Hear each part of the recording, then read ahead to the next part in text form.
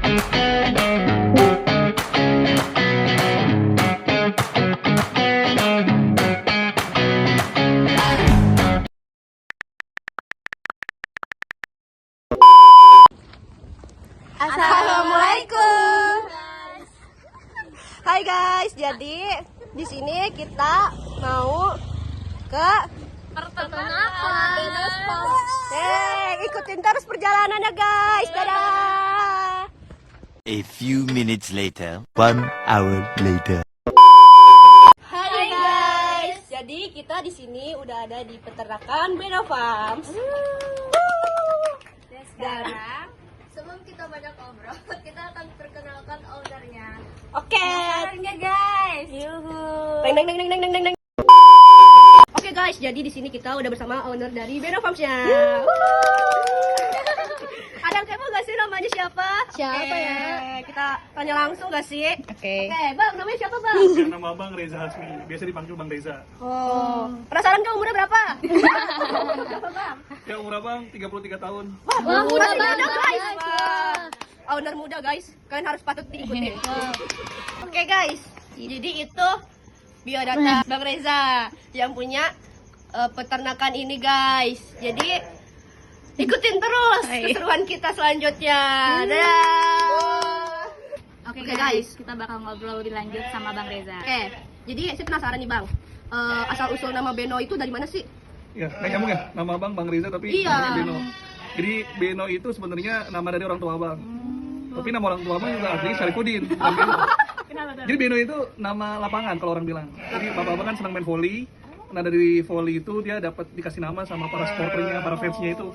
Tuh Pak Beno tuh Bang Beno. Jadi diambil dari nama beken, nama gaulnya orang tua Abang Beno Farm. Terus ada 12 kan? Beno Farm 12. Iya. Nah 12 itu nomor punggung 12. Oh, Ini nomor punggung 12 dari bapak abang turun ke abang. Jadi kalau main volley kita pasti pakainya nomor 12. Nah udah gitu kalau nomor 12 1 sama 2 kalau digabung jadinya huruf R. Nah, jadi inisial abang juga di situ. Iya kan? iya. Jadi Beno Oh, Farm iya. 12. Cuma orang-orang yang belum kenal pasti mikirnya ini cabang 12. Abang doain aja amin.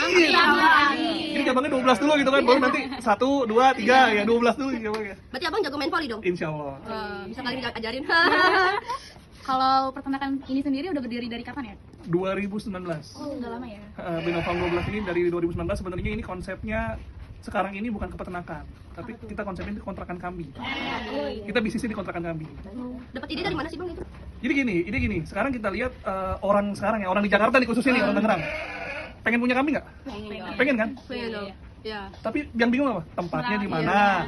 Yang ngasih makan siapa? Yang ngarit gimana? Terus apalagi kan sekarang lagi banyak nih di media sosial ternak kambing tanpa ngarit. Ya benar, ternak kambing tanpa ngarit, titip aja ke sini Beno Farm 12.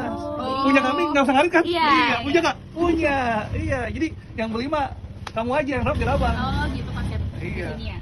Jadi dari bisnis yang tadi peternakan kita bergeser ke penitipan ternak. Jasa titip ternak. Meskipun kita ngebreeding juga. Kalau jasa titip gitu harganya berapa? Kita 125.000 per bulan per ekor. Jadi kalau kamu bingung nyari kos-kosan di sini 125.000 murah. Mau nggak guys? Mau nggak? Huh? Jadi yang bingung nyari kos-kosan gitu kan nyari yang murah. Ya di sini ada. Cewek cowok boleh gabung. Cewek cowok boleh gabung. Banyak temennya guys. Iya. Gak bakal kesepian. Ya. Dapat makan juga sehari 2 kali. Waduh, makannya rumput. Bukan nasi padang. Oke. Oke, kita bakal next Question question. dan orang yang berbeda. Beda guys. Dadah. Wah. Halo guys, jadi kita di sini untuk melanjutkan pertanyaan sebelumnya dengan orang yang berbeda. Jadi pertanyaannya akan dimulai dari kamu tanya. Oke, tadi kan saya dengar dari teman saya.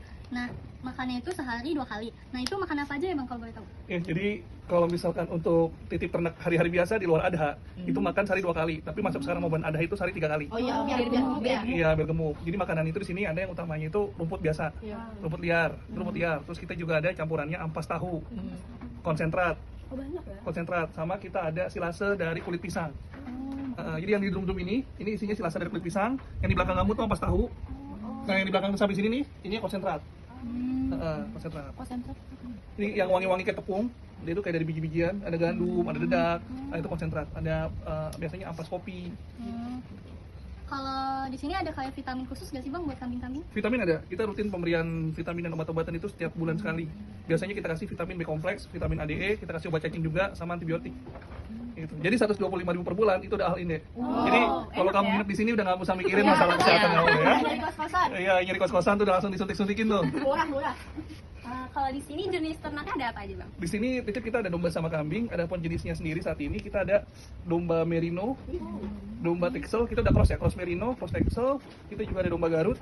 Yang lagi rame di kita nih, yang lagi naik daun ini adalah domba Dorper. Dorper nanti bisa lihat kita domba Dorper. Oke. Domba Dorper sama domba Awasi. F1 Dorper, F1 Awasi. Jadi kita punya rekanan dari Kediri, dia importir, nah mereka ini mau ngirim domba-domba pedaging ke sini. Nah, domba pedagingnya itu domba tadi F1 Dorper, F1 Awasi. Kalau kita di sini kita biasanya nge-breeding domba cross texel sama cross merino. Jadi udah bukan domba lokal lagi. Yang lokalnya kita ada Garut. Garut doang ya? Garut doang lokalnya. Jadi kalau di sini kambing atau domba yang paling mahal tuh yang mana? Dorper. yang termurah? Itu Dorper. Dorper. Sekitar Domba berapa Dorper. tuh? Dorper sama merino di dalam ada. Kalau Dorper ini kita paling mahal di angka 7 juta. Oh. Bobotnya, Beli. bobotnya sekitar 56 kilo bobotnya. 56 kilo. Lebih inian kambing ya daripada Itu domba. Sedangkan kalau kambing kita jenisnya ada senduro, terus kita ada kacang. Kalau betina kambing kebanyakan kita betina kambing kacang. Terus sama ada crossbur jenisnya. Ada crossbur sama Jawa Randu kita ada. Cuma kita nggak banyak karena kan di sini lebih cenderung ke kontrakan kambing ya. Jadi ini mah yang kontrak aja. Ini mah yang kontrak aja. Ini bukan punya abang asli ya? Iya, kalau abang mah ngurus ya ngurus aja. Kadang yang namanya usaha tuh kadang kamu nggak perlu punya produk deh. Yang penting kamu bisa jual produk. Iya. Gitu.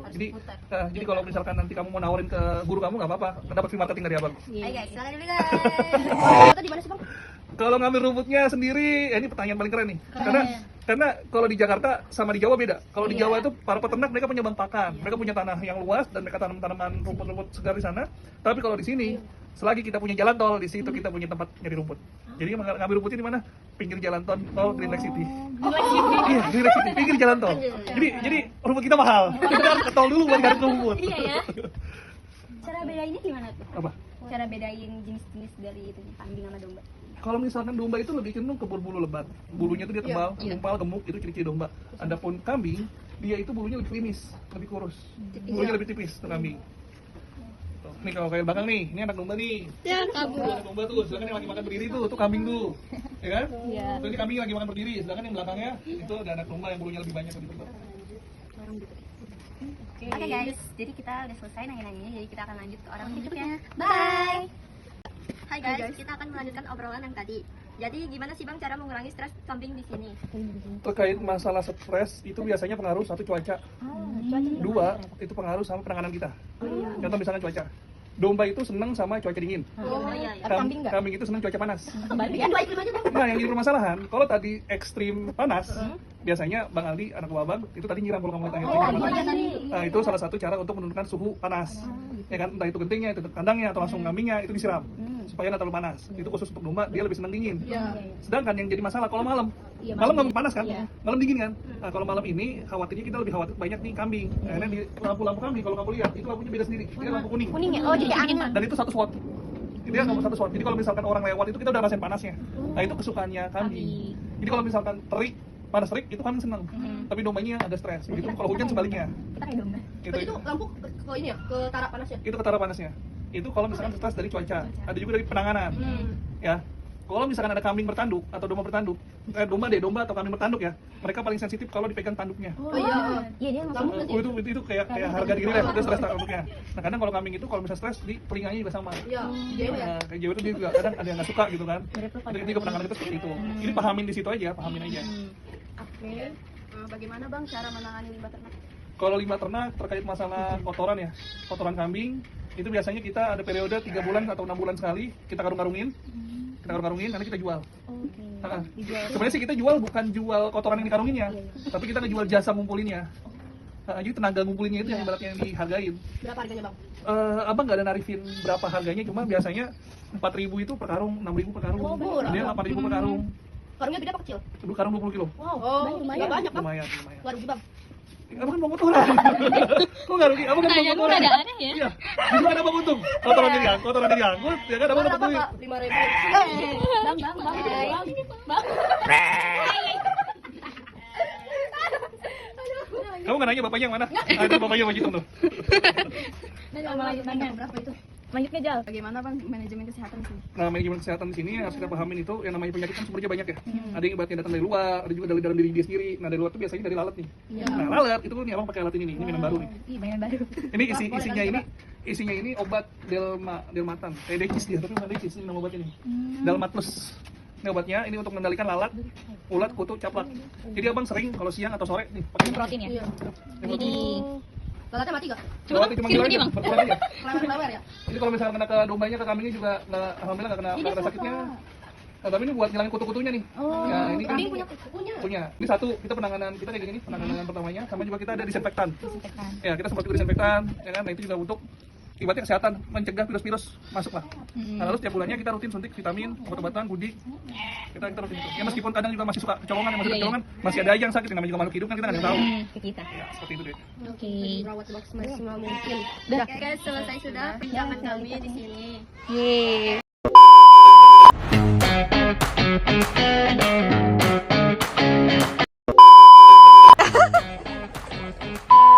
Guys, Waalaikumsalam. Ya. Bang Hamdi. Akan melanjutkan obrolan. Tahu kan jelas banget. Bukan? Siapa?